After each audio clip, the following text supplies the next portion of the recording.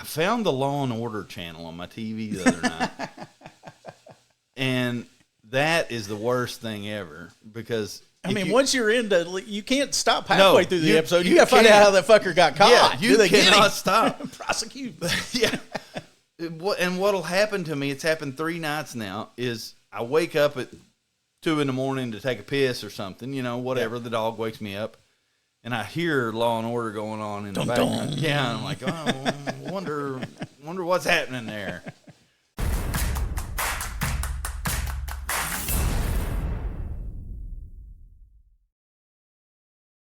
What's up, Ron?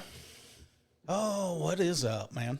Had a closing today. Oh, making money? Always good to get a closing. It was one we were battling a little bit, but everybody left happy, and new keys transferred and money to the seller, so everybody was happy. Is there a pretty filter on that? Yeah, can't you see? I got a haircut. You're using it all for yourself, man. I know. That's bullshit. I know it. I got my ears lowered. So, what about yourself, man? Did you say Louisa? Is that where you were at today? Yeah, listen. On purpose? Yeah, I lost a bet. No, I put up billboards like all over the fucking place. Yeah. And I'm getting so many phone calls, and most of them are complete dog shit calls. They're like, I got me a comic book I'd like to sell. Anyway, this guy sent me 150 pictures via text, and I just told him, I said, there's one book there I want. I'll drive to Louisa and buy it off of you if you want. And so I bought that book, and he threw all the others in. Just go. Yeah, just take this one, too. Garbage. Just take this one, too. But then he told me, I said, where'd you come across these? And he said, guy died. I said, just a random guy? He's like, yeah, guy on my street died. House is full of them. His house is full of comic books. I don't know what we're going to do with them all. And I didn't think to ask him until I was leaving, are they yours now? Did he, will them to you? Yeah. Or is it's just the empty house next door now? So after driving to Louisa, your first thought wasn't, well, can we get in there and take a look at those? Well, I asked him, I said, why don't you let me just come to the house and look at them? But I don't know if it's like a B&E situation or not. I don't want to be up in Lawrence County Jail for 10 to life or looking at some funny books on the word of a crackhead. So I think I'll let him get them out of the house and then blissfully not know where they came from. Is that wrong? I don't know. It's a don't ask, don't tell situation, I think. Yeah. Just show me the books. Yeah. I don't care about the labor pain. Show me the baby. Yeah. Anything else good for you this week? Fuck, man. It's been one thing after another. I've been trying to move Snake Shack into Snake Shack 2.0, and we've been working on that a little bit. Nah, he just jumped up there and got my... okay. We're back to like episode 2 here, where the dogs are a real pain in the ass. Well, we told him they'd return. Nobody's been commenting and making comments. That's the kind of bad thing is if I said last week I was going to try to move this shit all this week, and then of course I didn't because life happens. But when we get moved, we won't have to contend with the dogs. But I've been slowly but surely moving snakes out of my house. I'm down to, well, there's still about 150 in the garage, and then there's about 10 or 15, about 30 in the house. We're getting there. Yep. We're getting there. And it feels good not to have all that shit in the house. It's opening it up, ain't it? Yeah, I can dance a jig right there in the foyer. Because it did seem like the house was starting to, every time I come, it was coming in on you. It was getting smaller. It was getting smaller. I don't know. It's been a crazy week. I've been getting all kinds of weird phone calls from the billboards, trying to move, man. Today is officially, it was on my calendar this morning, gave me anxiety before I ever got out of bed. Today is officially 30 days from the convention. So in the next 30 days, all this shit has to happen, which means the rest of my life is pretty much on hold for the next 30 days. Yep. I'm blacked out of travel for the next 30 days, which I'll change, but historically that's the way we operate. For the last 30 days, I'm usually just buckled down here in the office trying to be sure this asshole's got a flight and that one's got a car and that one's got a hotel all the T's room. and the I's, yeah. Be sure everybody's got everything they need. So that does bring me to a question, not the question for tonight, but the question is that, you made a big proclamation, and you had moved and put a lot of time into moving all this stuff over to your calendar. Yeah. So you were living by the calendar. Yeah, I'm doing pretty good still. You feel like that's still happening? What the calendar does is tells me what I'm forgetting to do. Like sometimes on Friday I'll go back through the rest of the week and go, oh fuck, I didn't do that. I am not like living and dying by the times or whatever, but it is giving me a good.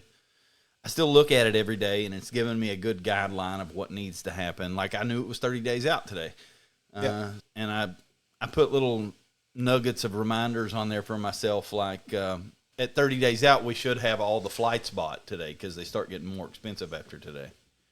So last week I had a thing on there that said, "Hey, get all the flights bought because 30 days out's coming up." And today there was a thing on there that said the photo op schedule needs to be published by next week. So that just keeps me guided towards what I need to be doing. Yep.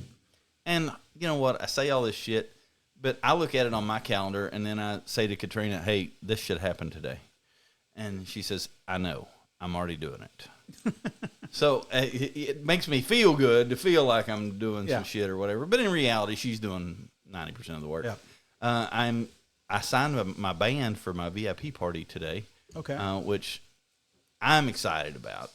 You probably won't be, and no normal person. Well, I won't say no normal person, but it's not like this is a big deal. But we're using a band again. We used them 2 years ago called Here Come the Mummies. Have you ever heard of these guys? Mm-mm. They are fucking phenomenal, and I'm like so stoked to have them back. What kind of music does Here Come the Mummies play?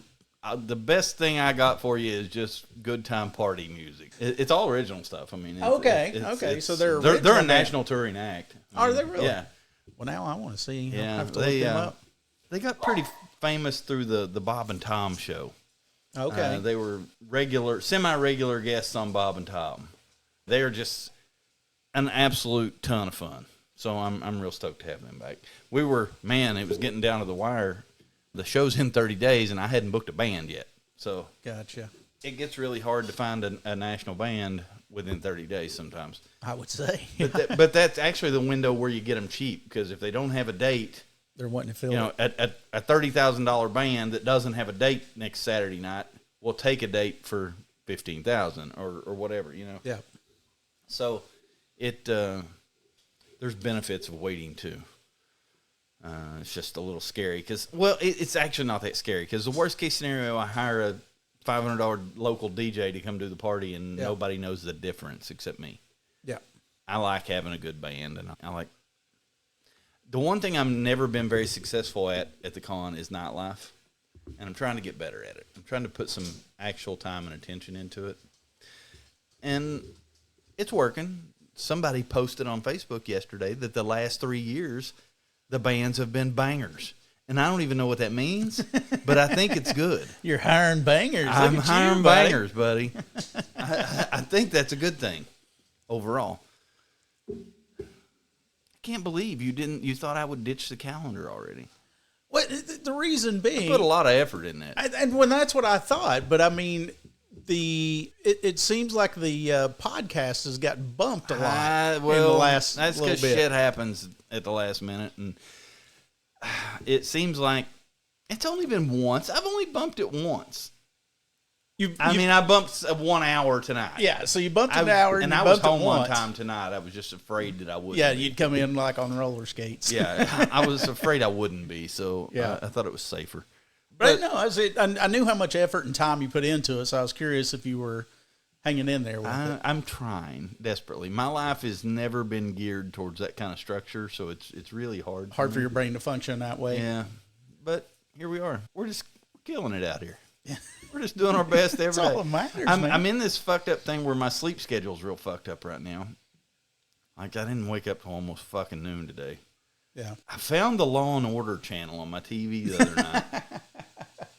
And that is the worst thing ever because once you're into, you can't stop halfway through the episode. You got to find out how that fucker got caught. Yeah, you cannot stop. Prosecute. Yeah. And what'll happen to me, it's happened 3 nights now, is I wake up at 2 a.m. to take a piss or something, whatever. Yeah. The dog wakes me up, and I hear Law and Order going on in the background. Yeah, and I'm like, wonder what's happening there. And then 6 hours later, it's daylight, and I'm like, well, fuck. And then I fall asleep. Yeah. And then wake up at noon. And my food schedule's been all fucked up too. I was trying to order DoorDash at midnight last night, and finally got one, but my food was cold by the time it got here. So I've been hungry, rough life, hungry at midnight and awake at 2:30 in the morning. Seems like, I don't know. I'm all fucked up. I need to get back on schedule. I have certainly had the same kind of thing, but we've had the baby. Yeah. Oh yeah. So well, you're all fucked up. Dealing with a 7-month-old, and then so yeah, the sleep patterns are. Tristan taking a break, or she works midnights. Oh yeah, shit. So she works 7 on, 7 off. So for the 7 on is pretty much mostly us. Pretty much. It's pretty much I'm Pappy's house. Yep. Yeah. I don't know if I ever asked you this. Are you a papaw or a pappy or what? They call me Pops. Pops. That's a good one. I like Pops. Yeah. Pops, I like it. Pops is young and trendy. It's kinda. Acknowledging it, but it doesn't lean in too hard. Yeah, I get that. I like that. Yeah, nobody wants to be papaw. No, or peepap or whatever. Yeah, no, I liked it. It's Nora, which is my 4-year-old grandchild. She Kelsey she would say that a lot to me, like, just especially as I got older. She's like, "What's up, Pops?" and stuff like that. And Nora kind of caught, and then that's what it just becomes. Yeah, so that's a good one, though. I like that. I think that's probably what I'd want to be. Yeah, really. So you closed the house today. Was it anything interesting? Like I know you. Like I've told 2 people the Amish closing story. Yeah. This was just the run of the mill fucking house. Yeah, this one was. I mean, the closing was pretty uneventful. We just had a fairly challenging lender that it ended up closing a week or 2 late, but for the most part, it's just was mostly stuff that you just kind of deal with. You just have to ride it out. So it wasn't anything fascinating or understated. The good thing is, like I said, the sellers of the house have been family friends for a while, so they were glad to get through everything. A lot of trust throughout, so that was good. Oh, speaking of houses, I got a question. It just came up. It just popped up on my phone here. How much is your fucking electric bill every month? Mm-hmm. I should probably pay attention to it, but I think it's probably in the. It usually I wouldn't know it all if I didn't get a text. By the way, but yeah, and my bills are like one of those things that, like, I have a spot where I pile my bills up, and this probably isn't the best thing in the world, but this is what I do. So I pile them up, and I wait till they get to the point where it's going to piss me off, and then I grab the package. I go sit in the same spot every time, same chair. And then I just rattle off $6,000, whatever the hell it is, worth of bills for the month, piss and moan, and then it's over and done with. And it seems like my electric, because I have 2 meters. Oh, okay. But I feel like I'm paying anywhere from probably $500 to $700 a month for 2 meters. Yeah, yeah. One of them's like the garage or something. One of them is the pool and the hot tub. Oh, okay. Which those are always running, which the pool I haven't opened, but the hot tub's always running. Well, that's equivalent to my fish tank, probably. Yeah. Well, I just got a fucking text. Kentucky Power has received your payment of $1,086.82. Jeez. And looks like the month before it was $914. So, like, but the president just told me on his State of the Union that everything, all the prices went down. Electric's coming down. I heard that. Yeah, electric's cheaper. Yeah. Eggs, everything's cheaper. Speaking of, I try not to talk about the news or politics here, but did you see that Cuba shot a fucking boat out of the water? Cuba did? Yeah. No. Cuba shot a bunch of Americans on a boat, and Lord help us, I don't want any Americans getting killed out there. But at the same time, I had to kind of see the comedy in it because they were like, yeah, they probably had drugs. Yep. So they blew a boat out of the water with like 7 or 8 people in it. I don't know. Dang. And now we're all pissed off like that's a thing that should never, ever happen. Oh, so nobody else is allowed to blow up ships besides us? Yeah. But it was, I don't know really what happened. And nobody will because Cuba doesn't let information like that out. But Cuba's official announcement was that they were Cuban exiles that had become citizens in America, but were now trying to instigate problems for Cuba, and they were in Cuban waters. Yeah. So it wasn't in international waters like we like to let them get international. These people were in Cuban waters. Wow. In a fucking cigarette boat of some kind. Wow. And they are deceased now. My condolences. But it's such a fucked up world. Yeah, man, we're just randomly shooting people out, joyriding probably. Anyway, that's neither here nor there. It's probably too deep for this venue. I like it, man. We can get serious if we need to. Listen, for the first time in a long time, I have a real question, and I've thought about this. Hell yeah. And every time I come up with a good question, you immediately say, oh, well, we've already talked about that. So I hope this isn't one of them. But I got a phone call today, and it's off the Billboards. The woman told me her husband had comics from when he was a kid, and she said, well, they're in a room, and they're buried under a bunch of stuff, so I'll have to dig them out before you come and look. And she said, I don't really know how to explain this, but my husband was in the Air Force, and when COVID happened, he went a little strange, and he started prepping. And she said the whole 2 back bedrooms of my house are full of things that will keep me alive when the world goes to shit. And I'll have to get the comic books out from under all those. So I started thinking about this. I got tons of comic books and art and bullshit and baseball cards and fish and posters and stuff. But I ain't got a damn thing to keep me alive if the world falls to shit. So do you have what's the bug out plan? What's the game plan for Ryan and family if shit goes really south really fast tomorrow? Or is there one? Have you thought that far ahead? I'm not a bunker guy. That's not a world that I choose to live in. If that happens, then I guess I'll just be one of the people that's unprepared, but I refuse to fucking live in being paranoid and all of that kind of stuff. So I don't know that I really have a plan because I don't really think about it. You know, I know it's a reality. I know it's an option. Ideally, what would happen if it went fuking sideways is I'd just try to get the fuck out of Dodge and try to find somewhere to go as quick as I could. Where is out of Dodge versus here? I mean, we're hypothetically in comparison to New York City or even Lexington or whatever. Out of this country. Oh, okay. I would try to get to somewhere to I'm saying Walking Dead situation. The fucking Walking Dead, then I guess I'm just going to I'm probably just going to bunker down at the house and see what happens. Ride it out. Try to call some friends that are maybe better prepared than me. Do you have somebody, you don't have to say it out loud, but do you have somebody in mind that you'd seek out in that situation to go, I think that person would be able to hook me up or take care of me? In all honesty, you'd probably be one of the people I call because I think, and the reason being, gosh, that's bad. Well, here's my thought process is that it's so fucking ludicrous if that happens. Oh, yeah. You're going to need somebody to kind of help give some levity to the situation. But if nothing else, we can go get the fucking snakes. Yeah. And the ones that are, if there's some dangerous snakes, then maybe we can try to use them as weapons. Yeah. I've got a maintenance guy that I say he's my maintenance guy. He's not my maintenance guy. He's a toy sorter. What he does, his official job title, but he is my maintenance guy. And Brian is prepared for everything. Like, you name it. You can be out in the middle of fucking desert with Brian and say, man, I really wish I had a fucking crescent wrench, and Brian will have one in his back pocket. He's a perpetual Boy Scout. And I think I would definitely, the first thing I would do is probably go get Brian and make him hang with me. You're mine now. Yeah. Just, come on. I also think you're kind of in a unique position because that kind of shit goes sideways. You've got currency that nobody else does. All of your shit, because remember, at that point, money doesn't matter. Money doesn't matter, so it's shit.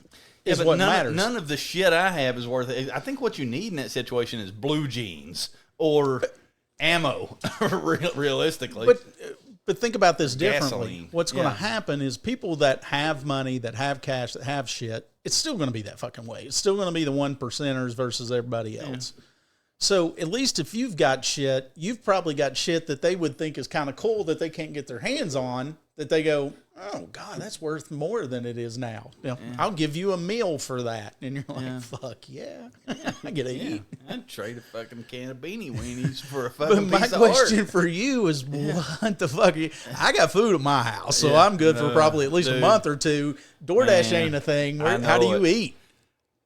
I would be hungry after the first day I would have eaten everything that was like you wanted to eat. And the second day I'd be like mixing together macaroni and cheese and fucking mayonnaise or something, you know. I'd be doing some bullshit like that. And did you know you can put leftover chili in with spaghetti noodles and, you know, whatever. I'd be eating all that kind of shit. But after about 6 days, I'd just be fucking hungry. That'd be the end of it. I mean, I would get through all the Campbell's chicken noodle soup in my cabinet in 2 days, probably. And the other thing is I don't know how to budget food. I don't know how to say, like you eat when you're hungry. I eat when I'm hungry, and sometimes that's 9 times a day, you know. Everybody around me is like, how the fuck are you hungry? Franklin, what do you want, buddy? Come on. He's just looking pitiful on camera right now. He's like, I just want Ryan to pet me. He's like, I'm in this podcast. Franklin, you're not supposed to be off your back feet, buddy. Get down. That's the hardest part, man, is keeping him on the ground. Yeah. Like, I let him in the bed at night because we have a ramp to come up the bed. That's no problem. But if somebody rings that doorbell or somebody does something out in the house, he will just. Yep. And I'm a horrible caretaker, I guess. I just don't make him do. I don't make him do enough, probably. Yeah. But how do you make a dog do shit? You don't. The dog does what the fucking dog wants to, or it drives you crazy. So there's no trained dogs out there? I mean, there are, obviously, but mine's not one of them. Because I can tell you, this dog wanted to shit in the middle of your floor every single time he shit. Yeah. But he does go outside now. Yeah, so. we didn't allow that, I guess. Yeah. So you're not wrong. You're not wrong, I guess. Hadn't really thought of it that way, Ryan. Shit. Fuck. Anyway, another thing I wanted to touch on with the whole prepper situation. A friend of my dad's recently passed away, and this is actually very recent. I think he passed away last night. But my dad was talking to me about, gosh, we may already talked about this. This guy's got like 20 to 30 grand worth of silver at today's prices, and he was holding on to it. Yeah. So now his family. His estate has 20 or 30 grand worth of silver. Anyway, but he also has, Dad says, a few hundred guns that they're going to want to be selling. And I'm like, that's not me. I don't know anybody. I don't know anybody that would buy that many guns off of them and not just fuck their eyeballs out. Yeah. But I never really put him in the mind of a prepper, but why you got 200-300 guns, you know? And is that just normal for Eastern Kentucky? I'm thinking Republican. Well, yeah, yeah. I mean, but is that just? I think 20 to 30 guns. I wonder how normal is that? Like, how many? If you go down this street, go down my street here, how many homes have more than 20 guns in them? I would say a lot. I don't think there's that many places that have 20 guns. Yeah. Now, I've been in a lot of houses, and it's fairly rare to go in and see 20 guns.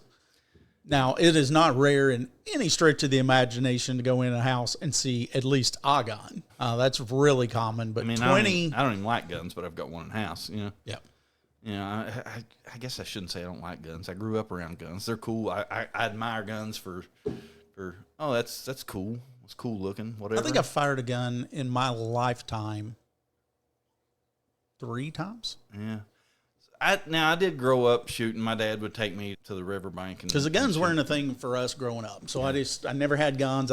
I personally am not a fan of guns. I don't really see the benefit of them. But I'm not opposed. I mean, have your guns to go hunt and all that kind of stuff. I'm like, I think 20 guns is fucking ridiculous. Yeah. Nobody needs 20 guns. Yeah. I'm kind of like, with the whole gun thing, I'm like, well, it's where I'm at on everything, I guess. You smoke all the weed you want. You fuck who you want. You You marry who you want. You have all the guns you want. You have all the snakes you want. You have fucking mountain lion in the house if you want. I don't give a shit what you do. You don't fuck with me. So that's kind of where I'm at with guns and everything. But it does get a little excessive. I grew up around guns. My dad was he was an avid shooter and just like sport shooting. I've been hunting twice and once in my life, I think, just because my grandpa thought I should. But basically, my dad's idea of fun when I was growing up was to go to the riverbank. And this is something else I hadn't thought about is we'd go to the riverbank and watch trash float down the river and shoot at bottles and cans and shit. Get down. And that give a hoot, don't pollute bullshit worked because there's no trash in the river now to shoot. You couldn't go do that right now if you wanted to. I don't know. I know, back to the original statement, I know at least one house down this street that would have 20-plus guns, but I don't know how many more there are. I don't know how common that is in eastern Kentucky. So, I don't know if we've ever talked about it. Was your dad in the military? No. Yeah. Nope. Just missed Vietnam by like the skin of his damn teeth kind of thing. Yeah. So, I mean, my dad and both my grandfathers were in the military. Yeah. Different wars. Yeah, both my grandfathers were, but my dad was not. My grandfather on my mom's side, I think, had a rifle or something at some point, but I can't remember at any point. And I know as I grew up, and of course they passed away, there was no passing down of any gun, so there probably wasn't guns. But to the best of my knowledge, my dad's dad never owned a gun or didn't have a gun, and my parents don't have a gun. Or if they do, it's somewhere and we're going to find it later, some little thing. But it's not a known thing that they have a gun, and I've never had one. Have no intention of having one. Yeah. Well, I have a Colt Python 357 because it's the Walking Dead gun. It's the gun that was made famous on The Walking Dead, kind of. Yep. And it's a very sexy looking gun, kind of thing, But it's brand new. I've never fired it. Have no intention or reason to. It might as well be in a frame on the wall. It's just something to look at, Yeah. And I'm buying a gun now off a gentleman that is not the exact one, of course, because you never find it or have any way to know. But it is the exact kind of gun that my grandfather would have carried in World War II. It would have been his service sidearm. So I'm buying one of those just to put with his uniform. Just for sake of making a cool display or whatever. But I don't know. I have no beef with guns. I don't care to go target shoot or whatever. But it's not really a thing that's important to me in my life or whatever. Yeah. And it's just, like I said, it's one of those you do you things. My dad got really big into it for a while. It's called sporting clays. You might actually like this. It's, you've seen the clay pigeon things where they throw a pigeon out and you shoot it. Well, sporting clays is like playing golf with pigeons. You're like walking out through the woods, and some of the pigeons roll on the ground, and some of them shoot straight out in front of you, and some come from the side, and you don't really know where they're coming from, basically. So it's you go to each. It's like real life, real life. Yeah, you go to each station. You're standing there at the station like you're about to tee off, and then unless you just know the course, you don't know where the fuck the pigeon's coming from. Yeah. So that was a kind of cool thing. Dad did that a little bit competitively for a while. But, guns are it's weird that you didn't grow up around guns at all because, like, locally, I think it's a big part of the culture around here, Did you go to Camp Webb, conservation camp or any of that? No. See, I also, at conservation, this is in 6th grade. So how old are you in 6th grade? You're 12? 12, yeah. 12 years old. We qualified on a fucking range with 22 rifles. And that was half the kids in the county went to conservation camp or Camp Webb. Yeah. And that's just part of growing up in eastern Kentucky, I guess. Or I would have thought. Anyway. I think it surprises me that looking back on it, it seems odd. But like I said, my dad served in Vietnam. I have never at any point in my conscious life seen my dad anywhere near a gun. Yeah. Does your dad talk about Vietnam at all? He will not real in depth. Like I said, he will, if he's around the right kind of crowd and he will throw away little stories like, oh yeah, we dealt with that over there. We had them flying over. He'll say stuff like that. But as far as getting into the weeds, no. Do you think it fucked him up?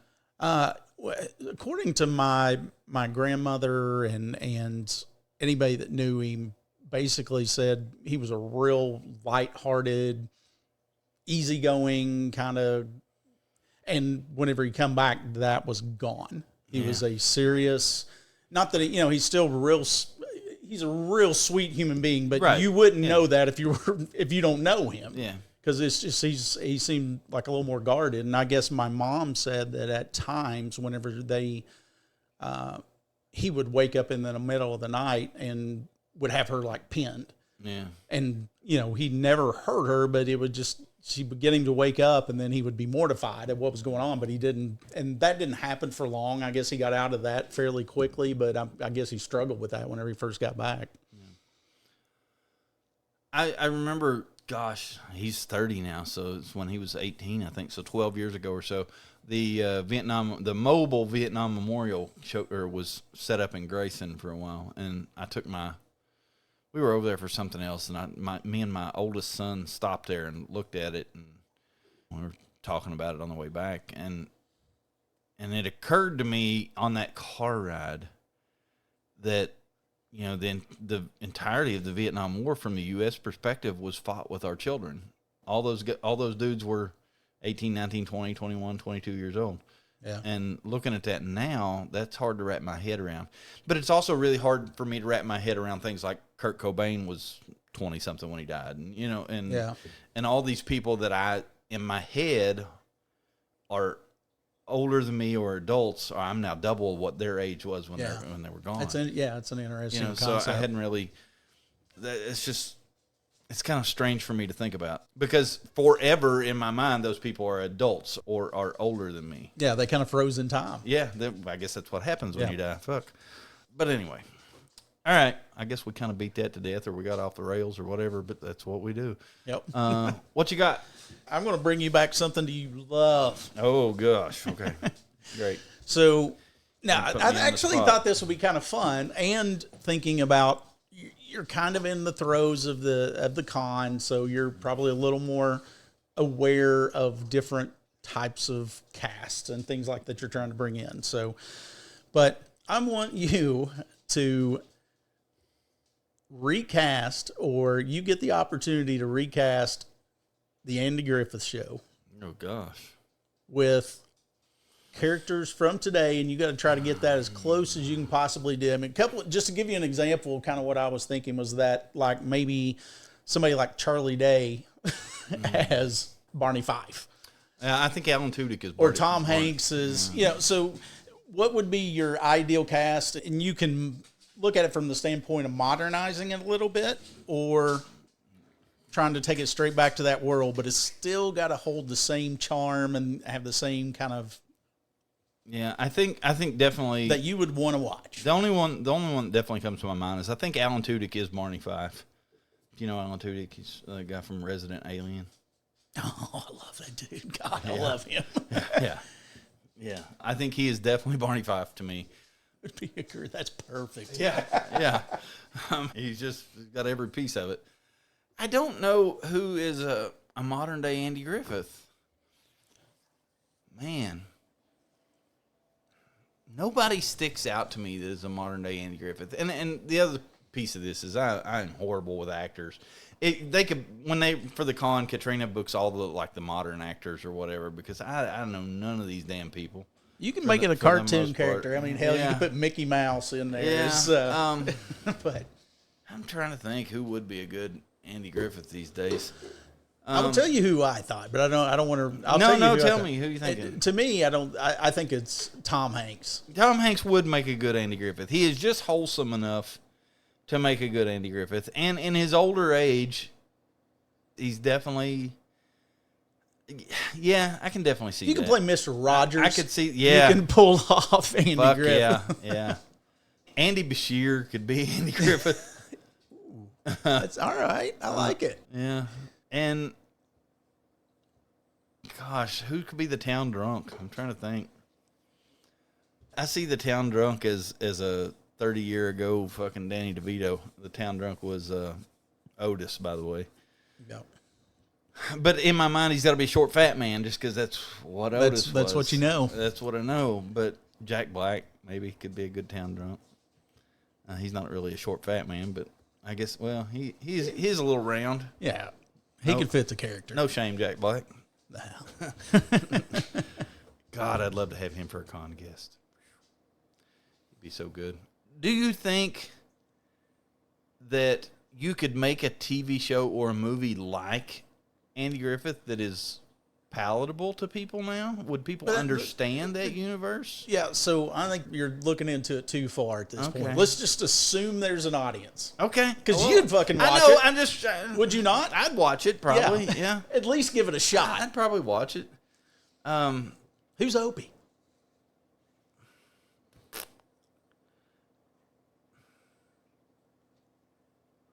Fuck, I don't know, right? I don't know. I'm not good at this.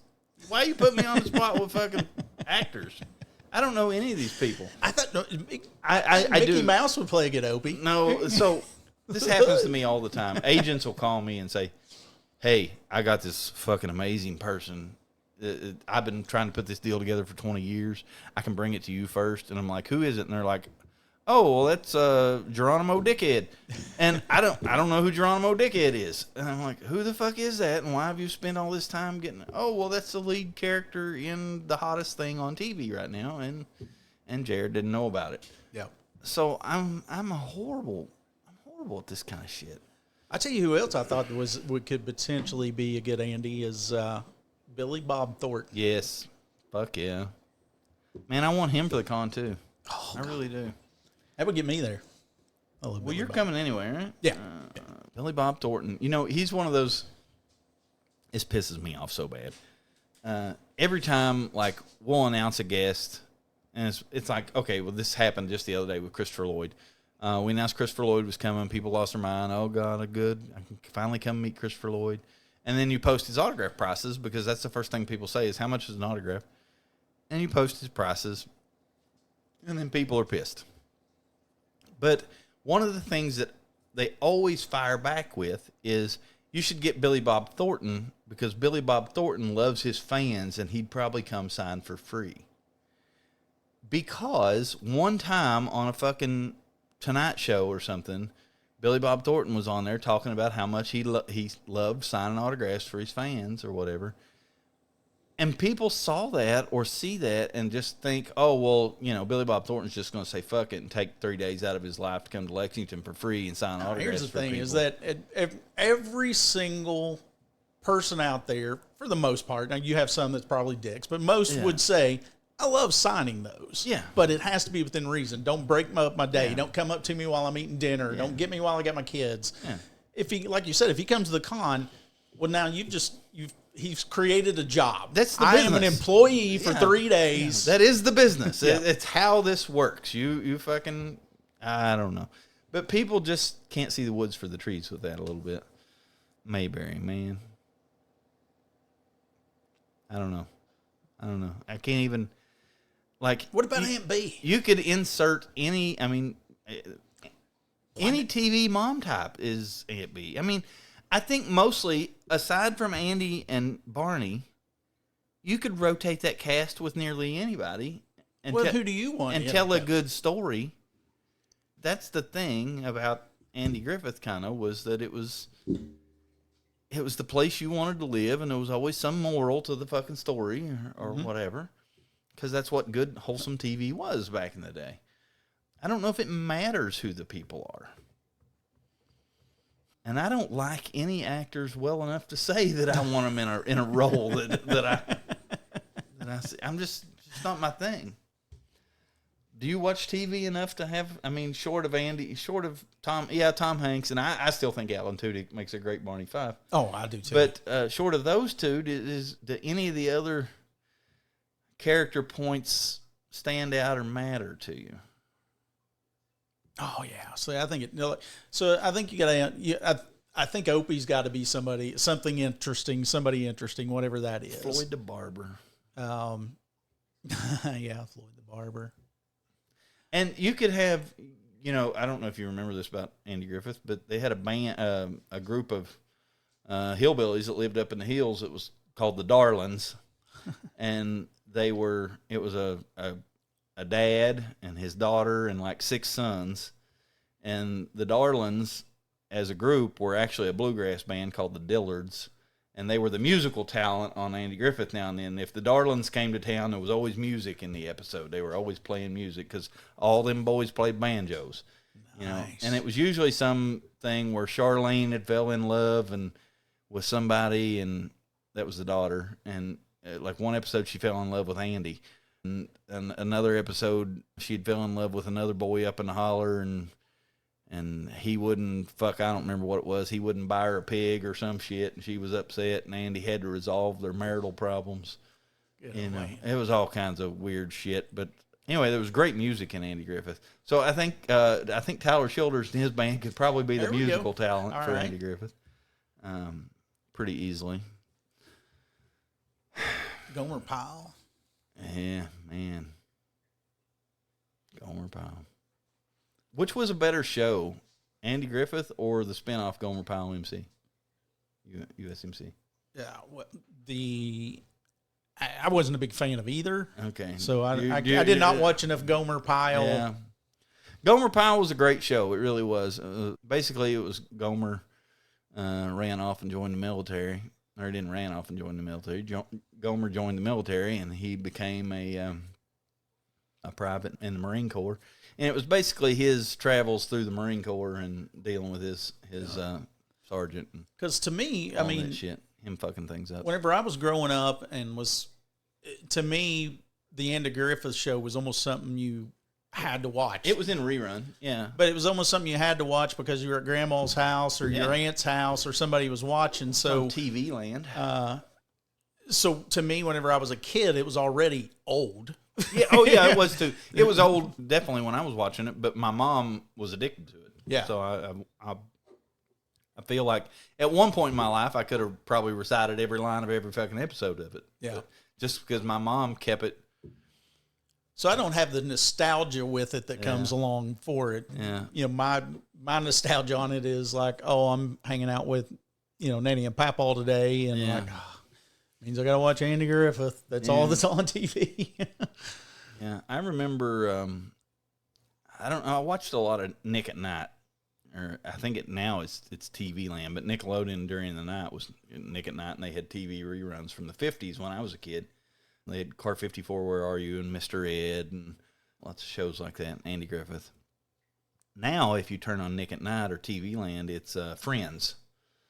Or what, and that pisses me off to no end. I tell you, I had that situation with the King of Queens. Yeah. I'm like, what? Where can I find Mr. Ed on TV right now? Do you know Mr. Ed? Oh yeah. Okay. Yeah. Then I'm not sure how many people understand how amazing it was to see a horse talk right live on TV.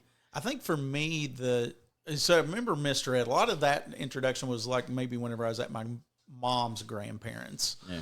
Because for the most part, whenever I was young growing up, if I was if I was at my Nanny and Papaw's, they were very sports driven. So it's still like till this day, if I go to my dad's house at any point, I go to mom and dad's, dad has got at least one ball game on a TV. Yeah. And if you catch him at the right time, he's got a game on the TV, he's got an iPad with a game on the computer, and then he's usually got a computer. So he's usually got 2 or 3 games he's watching at any point. It could be fucking jack-off volleyball from Sylvania.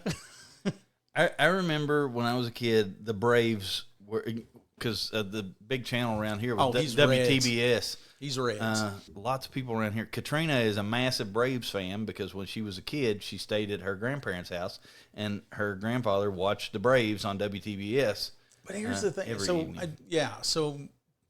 But a weird observation that I've made is that the majority of Braves fans that I know in this area is almost like Pittsburgh. The Pittsburgh Steelers fans and the Braves fans usually have one thing in common. They have a vagina. You're not wrong. Female fans of sports tend to go to those, in our area anyway, to go to those two teams for whatever reason. I don't know what that is. I'd love to find out why, and maybe it is, but from the nostalgia of, I watched this with Grandpa, on TBS, or that's... Yeah. Katrina's really weird. She's really into hockey, and I don't like she found that independently on her own. Like, I don't think her husband's into hockey. I don't know anybody else in her life that's into hockey, but she is totally wrapped up in it. That's interesting. Yeah, has been for 5 or 6 years. She is super stoked about the fucking Olympics right now. Huh. But it's so weird that she somehow found that. And I see on TikTok they talk about hockey a lot, and women talk about it. They call it the boy aquarium. I love it. I love it. Yeah. So I don't know if that's why she's into it or not. It's just sitting behind glass. There's probably something sitting behind glass watching the men. Yeah, beat up each other. Beat each other up. Yeah. Well, they are men's men. Hockey players are men's men. Yeah, you don't see me out there getting my teeth busted out with a fucking puck. Yeah. Do you remember when the Blizzard was in Huntington? Oh yeah, the hockey team. Did you ever go see them? Yep. I never did. I did enjoy. I've probably been to 3 or 4 hockey matches in my life, either semi-professional to professional. And it is pretty fun to watch live. Yeah. To me, it's probably in the same. I put it in the same category as baseball. I think it's probably a little more exciting than baseball, but I hate watching baseball on TV. I can't watch baseball on TV. I do like to go to ballparks, and it's more the experience than watching the game though. For me, I like to go to a ballpark, sit down, get a hot dog. Yeah. Kind of just do the veg out and watch a game for an hour kind of thing. I like a live game. I've been to 10 ball games in the last 5 years probably, and every one of them I've been for 4 innings and been ready to leave. I can't imagine showing up on time and staying till the end. We can't get you some ADD medicine, dude. Yeah, I mean once I've been sitting there, watched about the entire lineup of both teams go through, had a hot dog, I'm done. You're good. Bought a jersey. Fuck it, I'm out. I got really pissed off at I think it was St. Louis. We were somewhere not a couple years ago, and the ballparks are cashless now. You can't. That I love it. Fuck, it's back to that theme. Yep. Yeah. Sorry. Anyway, the ballpark. Oh God, one of the dogs has shit us out of this place. Yeah, they blew one over here not too long ago. Yeah. So yeah. They're just sharing the wealth. Props on not reacting there. Fuck. I don't know, man. That's a good question. It really was the Andy Griffith one, but I don't have a solid answer. I'll tell you what I'm going to do. If you could wait a minute, if you could recast any part in any movie ever, what's the one that pisses you off worse than anything? Part in a movie. Yeah, you could. If you just had, maybe it's your favorite movie, but you think this person sucks in it or whatever. I think the hard thing about that is if it's a movie that I'm going to remember, I probably liked the casting. I get that. I get that. I'm not going to probably finish watching a movie if I feel like it's like, what the fuck, that person makes no sense. Yeah. As I asked that question, I thought it'd be a really banger question. There's that word again. I threw it in here. Yeah. Anyway, but I think well played too. Yeah, I think that was appropriate use. Yeah. But I think it's a great question, but I think that's the hard part about it. I can't think of one either. Yeah, because if you're exactly right, if I liked the movie, I would have liked the casting. Yeah. Because if it doesn't make sense, you're probably not going to ride it out to see if there's like, oh, they're smarter than me on that. They picked that. But I also don't put a crap ton of thought into that. I mean, normally if I'm going to, but the other side of that too is I think that one of the things that I have found interesting because of trying to take a little more chill time, a little more relax and that kind of stuff, watching some TV, is I still end up finding myself going back to things that are like a little familiar. Yeah. It's like we're right now watching We Like Modern Family. It's a great show. I love that show. And we're right now season 7, about halfway through season 7 of watching it again for the 3rd time. Do you watch it in order? We start her over from the beginning. We've done this with Schitt's Creek. We've done this with the Resident Alien. We watch, shows that we like, we will typically put it, because here's what it does for us, is typically there's usually about an hour and a half or so to like whenever we're done with everything else, we either got the baby down, if we got the baby, or we're at home. In other words, it's just like, this is going to be me and you just sitting here chilling. And the cool thing about a show like that, especially we like it, so that way if you're not talking, you go. But then if you kind of get in a conversation and have a little bit back and forth, and you don't miss it, you don't have to pay attention. And what we've noticed is that there's several shows that are on our list. It's like, oh, we want to watch that. That looks really cool. And then we'll start to watch it, and we're like, I don't really feel like paying attention right now. I'd rather chat or something. So then we go back to our Modern Family or something to where we're like, okay, we sit here, we laugh, have a good time. See, that, I don't know why, and I wish I was a better person, but that's a foreign concept to me, to just like sit down and on purpose watch it. You just sit down with the intent of, I'm going to watch this fucking TV show for the next hour. TV is something that's on the side for me. It's on the sideline. It's probably playing in the background but, or something. Yeah, and I think that may be the better life thing to do. But but I don't know. That is just it's become part of our routine. And a matter of fact, even when it's great. You get the time together. You get and we're talking and laughing and kind of do. And we do the same thing when we're on vacation. It's like, even if we go to the beach, we're out the beach or we do whatever, and then it come back and we're going to shut her down. It's 9, 10 o'clock. Same thing. We'll sit there. We have a couple shows. We watch Ridiculousness. That's kind of our, and the Impractical Jokers. That's 2 of our vacation. Man, Impractical Jokers gives me such secondhand embarrassment. I can't hardly watch it. Like, it hurts me to watch it sometimes. It's amazing. Yeah. It is. The 4 of them got together. It's a brilliant concept, brilliant idea, but it's amazing what they will do to each other and be willing to do and say. Yeah, it hurts. It physically hurts me sometimes to watch it and go, oh my God, no, they didn't do that. The only thing I can think of is that somehow, because some of the things they say to these people, the only saving grace, and the only way I think about it, tell them we're on a TV show. After the fact, because there's plenty of times where you will see people grayed out faces, which means they were like, I ain't having your nonsense. I didn't agree to this. Yeah. But the fact that the majority do, I think that's the thing is that, you're saying this, but you're going to be able to go tell them, oh my God, I'm so sorry. Here's why I did that. But in the moment, you don't know that. I feel you on the cringe, some of the stuff. Ooh, gosh, I get secondhand embarrassment really bad for. But it does make me laugh. Literally laugh out loud type stuff. Yeah, fuck. If we could all be that funny and make that much money doing stupid shit. And what's even amazing to me at this point is the fact that they can still get out there and do it, and people don't know who the fuck they are. Yeah, are all 4 of them still there? Or did one of them left? One of them left. Yeah. So I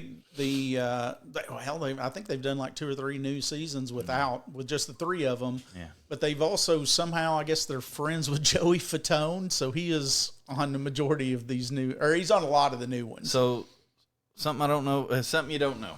Okay, so back, I'm gonna say 10 years ago, there was an agent that was getting her start booking people for Comic-Cons.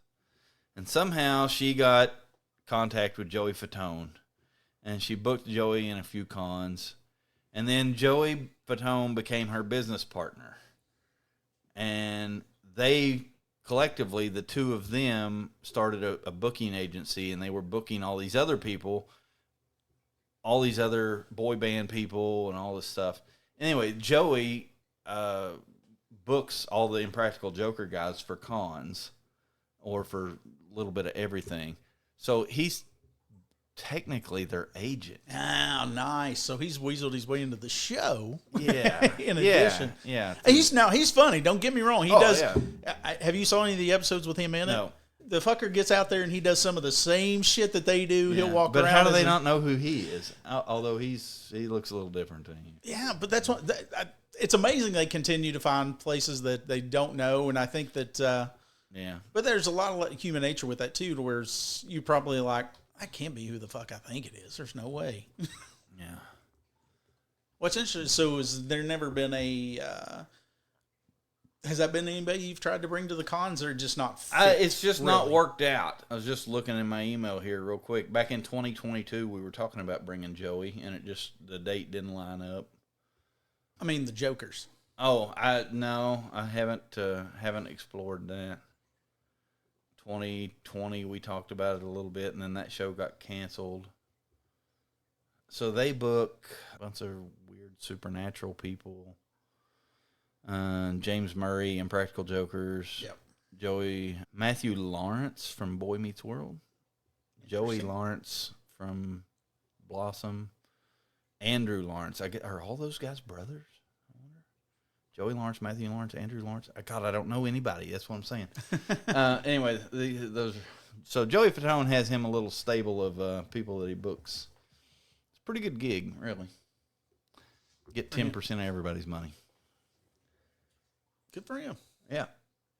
But, I mean, the thing is that because of who he is when he grew up, he's right at the point of the nostalgia type thing. Yep. So, I mean, he'd be great for the con. I would like to have him there at some point. It's just never worked out. Yeah, maybe I'll put that on my short list for later in the year. All right. Anything else? Works for me. All right. See you later. And just like that, another episode of Two Guys, Two Questions is in the books. We laughed. We learned. Well, we mostly just laughed. Yeah, and if you made it this far, congratulations. You now have random knowledge you never asked for. You're welcome. Don't forget to follow, subscribe, and leave a 5-star review. Or don't, but just know if you don't, we're bringing back the squeaky toys. Oh, it's coming back either way. Until next time, same two guys, two questions, and absolutely no idea what we're doing. Perfect.